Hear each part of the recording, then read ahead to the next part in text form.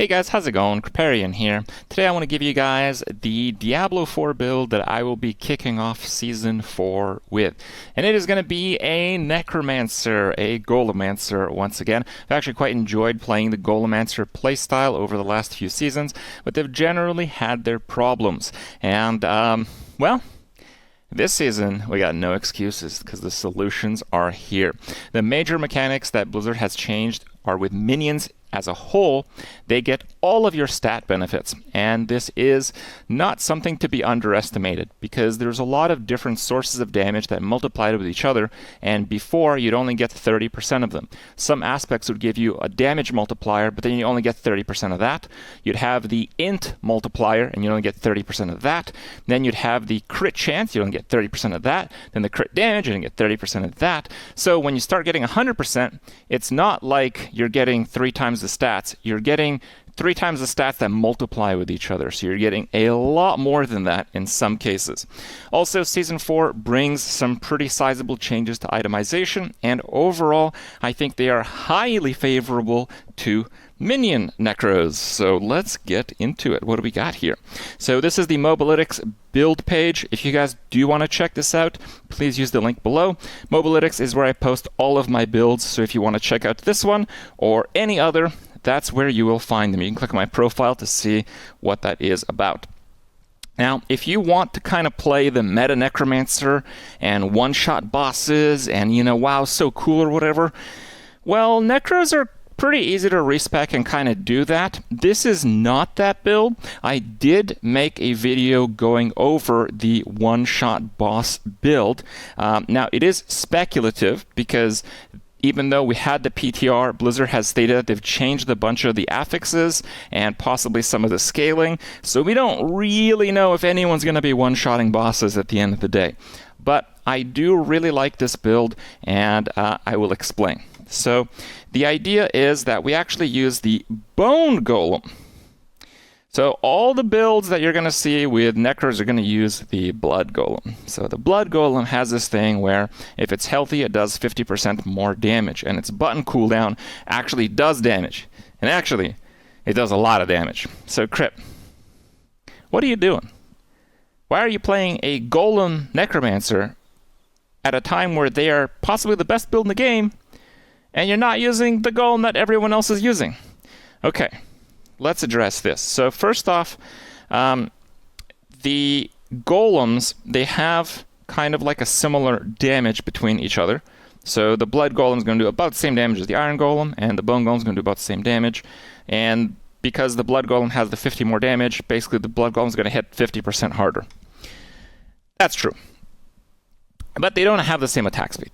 So the Bone Golem actually attacks about twice as fast as the Blood Golem, and in my experience actually outputs the same amount of damage. The one thing that the Bone Golem doesn't do is make a really big number on your screen, and then you press print screen and send it to your friends. If that is something that's really important to you, you probably should play the other Necromancer build, but thankfully I have a guide for that, a couple of videos before this one if you guys want to check that out. So the idea is that we use the Bone Golem, and the Bone Golem is actually getting a redesign. So the Bone Golem is getting bone spikes, and the bone spikes deal 154% damage, which is actually a lot. Okay, I just want to point that out. Now, it has a cooldown of 3 seconds, but this effect also triggers vulnerable for 4 seconds. So this is a pretty good vulnerable trigger because when you're using the Bone Golem, you have the taunt button with it. So the Golem button for the Blood Golem is damage. The Golem button for the Bone Golem is taunt everything. Now this taunt has a really enormous radius. If you're in like a closed dungeon, it'll definitely hit everything on the screen. If you're in an open dungeon, maybe things on the very edge of the screen won't get taunted in. The idea is if you use the Bone Golem, you definitely don't need to use corpse tendrils. Also, the Bone Golem, it gets 70% of its armor as thorns for the duration. So actually, you can scale thorns to get a little bit of damage here. And it's not really that little bit of damage. The highest damage minion in Season 3 that I was able to output was an armor-stacked bone golem, because when you press the button, you'd hit for millions of thorns damage. Now that sounds pretty gimmicky and stupid, and it was, because if you did stack armor for the golem to convert into thorns, you weren't really able to stack anything else. And then there's bosses that don't even attack, so you can imagine, well, that wouldn't work out super well against those. And yes, there are a few downsides with that, but because they changed how minions scale overall, you're generally stacking a lot more sources of global golem damage or global damage. That's not really a problem anymore. We have this new system with tempering and masterworking. Basically, each piece of gear starts with 3 stats if it drops as a legendary, and you can temper, so you add stats to it. You can add 2 more stats. They have to be from specific categories, and they have to be from different categories. So, for example, the defensive one for a helmet, you can't have 2 defensive tempers on a helmet. You have to have 1 defensive and 1 utility. For some slots, like an amulet, you have a little bit more flexibility because you can use an offensive, a mobility, a defensive, utility, I believe you can still use. But it's 2 stats total, and the 2 stats have to be of different categories. That's basically how that works. Now, the utility slots are generally pretty bad for all classes. Like, the most useful stuff you're going to see most Necromancer use are like Curse Duration or like Curse Area. And like, I mean, we can pretend that that's good if you like, if you want to be copium mode on it. But I'm going to tell you right now, this is garbage. Those stats are not good. So in my case here with this build, I'm actually getting thorns. Now, the thorns were pretty low on these gear pieces, on the tempering affixes, but they said that they are changing a lot of them.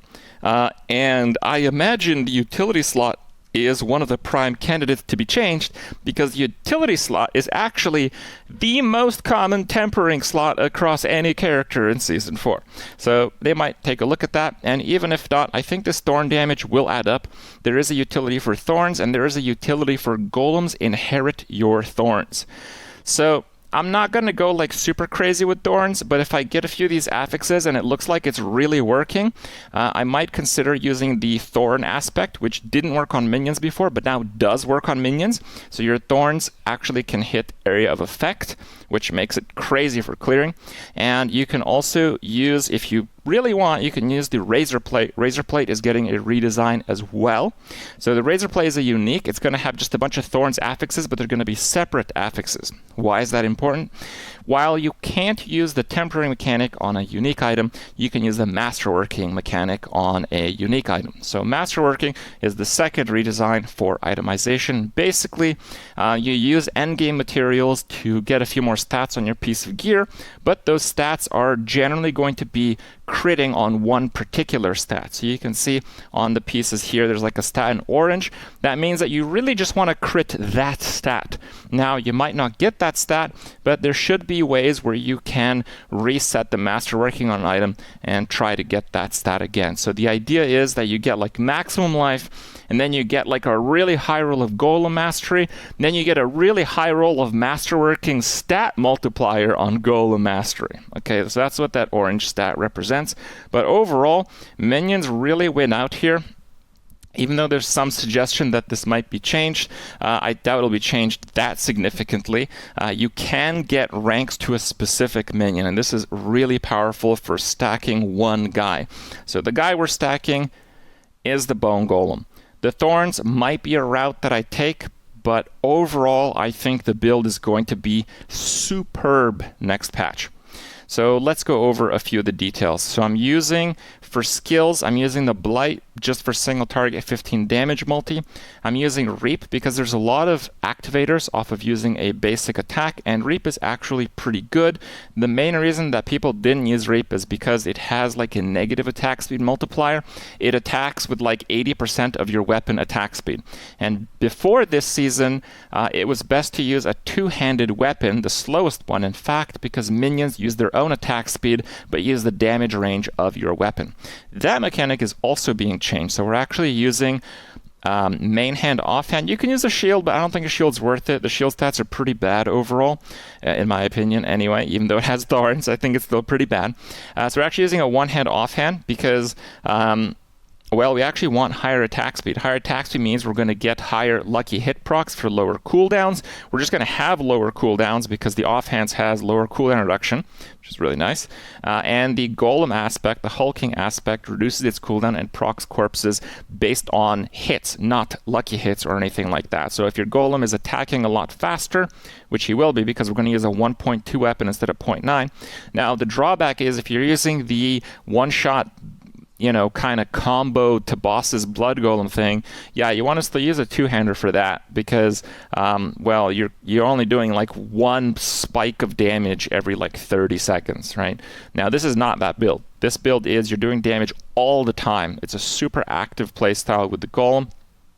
And because we're stacking tons of attack speed, and our base attack speed is actually really fast, the main downside of why people didn't use Reap isn't really that much of a downside, so I'm going to use Reap. So we're using the skeletons. We're using the Shadow Mage skeletons, which give you 3 damage multiplier per each one that you use. It appears as if this is multiplying the damage of your golem, your character, and your skeleton warriors. Now that's from the PTR. I don't think that will change because that makes sense to me. That's how these affixes typically work in this game. We're using the Reapers with the cooldown reduction. This is very important because our only 2 cooldowns are going to be Bone Storm and the Golem button. And the Golem button, because we're using the fastest attack speed Golem with the Golem aspect, with stacking attack speed, with the fastest base attack speed, this Skeleton Warrior thing is mostly going to give us full uptime on Bone Storm. And Bone Storm is an incredible skill. I see so many people playing Necros in Season 4 and just going Army of the Dead because it's more damage. And like, yeah, it is more damage, but there's more to the game than having one big number on your screen every minute or so. Obviously, you use a curse, there's too much activators for you not to, and skeletons in the goal. So how do the aspects work with it? We have the damage reduction because we're using a basic skill. We have the damage reduction for minions, the golem aspect.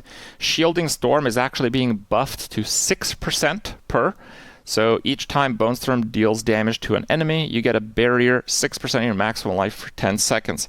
This is one of the most powerful defensive mechanics in Diablo 4.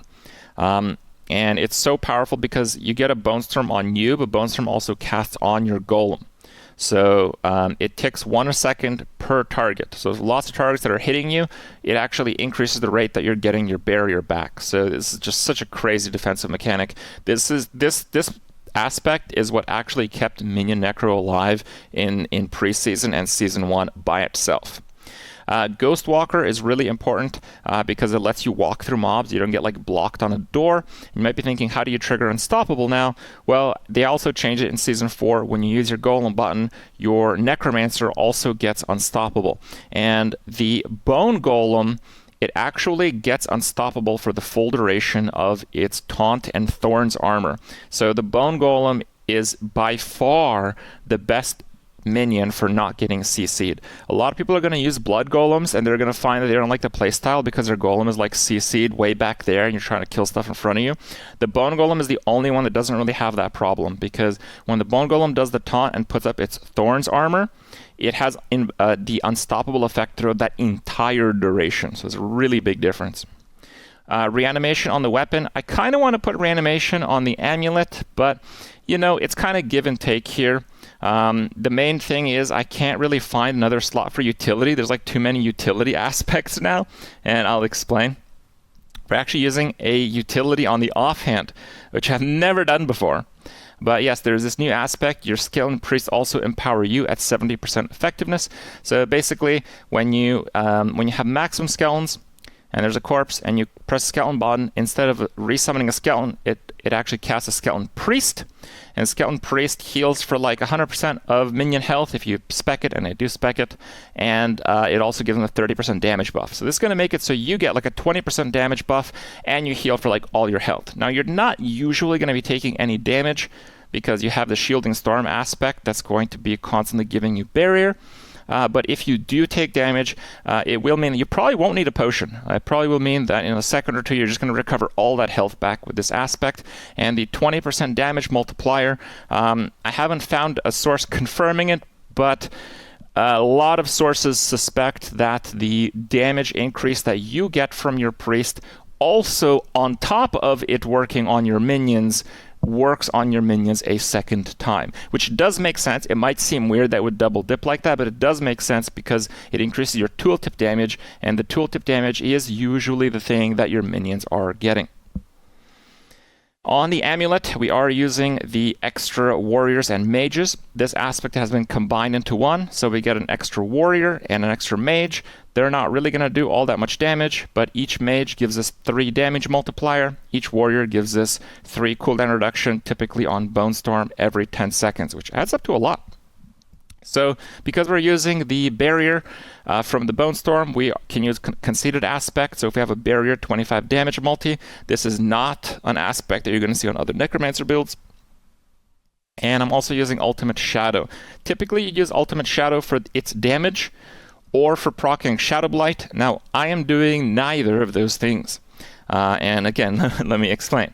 The Ultimate Shadow is really good because instead of it hitting once each time and giving you a shield, it actually procs the shield off every tick.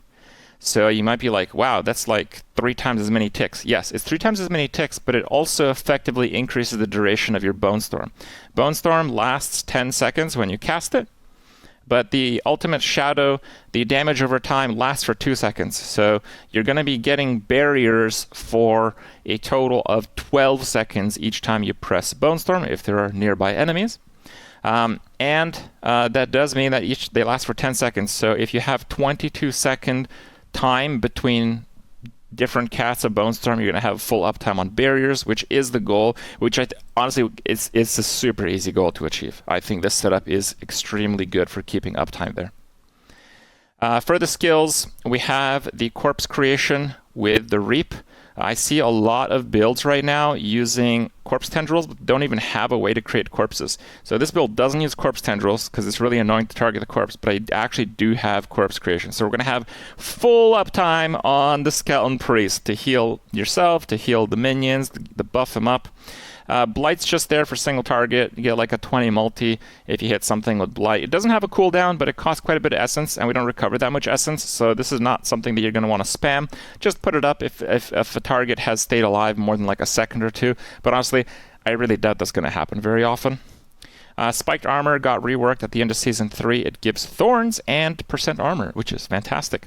The new armor cap is like 9,600, which with Paragon and this node, we will easily hit.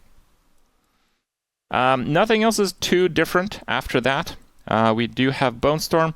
The ultimate got changed. It's now your minions gain 3% attack speed for each minion active. Considering that we have the actual maximum number of minions with it on the amulet, it makes it so we don't need attack speed that much. We do want to hit attack speed. It's the most important stat. We want 100% attack speed combined with player attack speed and minion attack speed, because your attack speed go to your minions and the overall cap is 100. So that's the idea. Now, that is pretty easy to hit next patch because attack speed shows up on a lot of different stuff. But it does mean that you can masterwork other stuff. Like, if you have 100% attack speed from your minion count and your Paragon, yeah, maybe you don't need to masterwork attack speed on your weapon. But that just means you can get int, and now int is 100% effectiveness on your minions. It used to be that a pretty strong character would have like 700 int, which would be like 70 damage multi, and then your minions would get 30% of that, which is 21, I believe. So, you know, from like 700 int, your minions do 21% more damage, which is like, you know, hey, I'll take it. But now this patch, yeah, if you have 700 int, your minions are going to do 70% more damage, which is a lot more. That's like 50% more. It's more than that, though. And it's more than that because items, because they have fewer stats, they actually end up having more of that stat. A lot of the characters in the PTR we saw with well over 1,000, in some cases almost 2,000 int. So that means that because you're playing an int-based class for damage, you don't need resistance on any single source of your character, just a few on Paragon, and just decent gear will get you there. You don't need any armor on your character whatsoever, so that's really good. And because we have so much attack speed in that new notable, we don't really need attack speed all that much on it. You're going to need some on your gear, but you're not going to need that much. So that means you can get like a ridiculous amount of int, a whole bunch of crit, which minions now get full. You can get those golem mastery levels on your gear. You can get maximum life, and your minions get all your survivability stats in Season 4 as well. So it actually works out pretty damn well. In terms of the Paragons, I did actually edit a number of things. I suspect that your minions are going to inherit all of your resistances, so it should not be necessary to spec into minion resistance. And because almost the entirety of our damage is going to come from the golem, we actually don't even spec on damage for the mages whatsoever, but we do spec for percent life, because percent life is going to be percent life is going to be so good. So we're targeting percent life and all the juicy multiplier glyph nodes around the tree. Again, if you guys do want the details, please check out the full written form of the build on Mobalytics, where you can find not just this build, but all my other builds and, you know, kind of work in progress ideas. I kind of put them up there as well. So hopefully it's something fun for you guys to check out. Please do. Links below, and we'll see you next time.